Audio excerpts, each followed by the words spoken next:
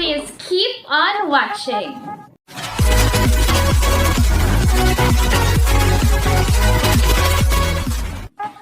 So, the instructional materials nga akong i-introduce sa inyo ha, and of course, dali na siya makita kay naarani sa sulod sa atong mga panimalay o dali na siya buhaton. Wow! And to finally introduce you to our instructional materials, this is the Home Sweet Home. Wow! Okay? Now I will show you the description of this instructional material. The objectives of this instructional materials are: number 1, to reinforce knowledge of individual letter sounds, to blend those sounds together to form a word. Number 2, to write CBC patterns. The grade level appropriateness of this instructional materials is for the grade 3 learners.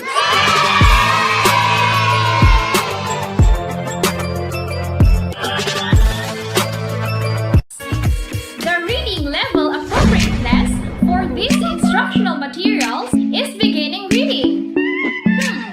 What do you think are the materials needed for this instructional materials? Very easy. You can find it inside your house. Number 1, we have used box of milk. We also need cutter, crayons, pair of scissors, one paper, and last but not the least, the pilot pen. So how do you use this instructional material? Very easy. All you have to do is, okay, so we have strips. We have 3 strips here. And as you can see, naay mga letters nakasulat. Wow! Sa ato ang Home Sweet Home instructional material, pwede nato siya i-insert. In this instructional material, so we will start with the at word family. So here, sa ubos, bali iyang window, iyang door, and another window, dito na to insert ang mga strips.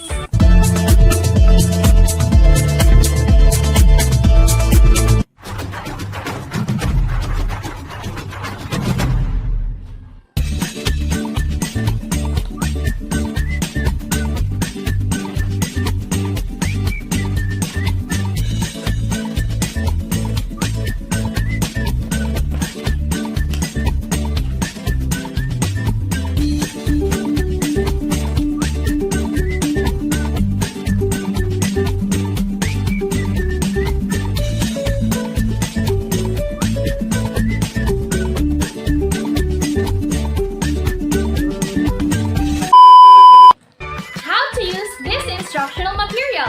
Number 1, you have to ask the child to say the sound for each letter. Then, blend the sound of the letter together. Please ask the child to read the word 3 times. Repeat the steps 3 times. Second, let the child say the sound of the letters for the 4th time.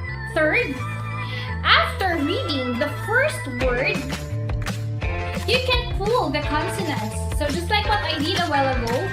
So pwede natin siya i-pull pataas, like this, para ma-change ang letter.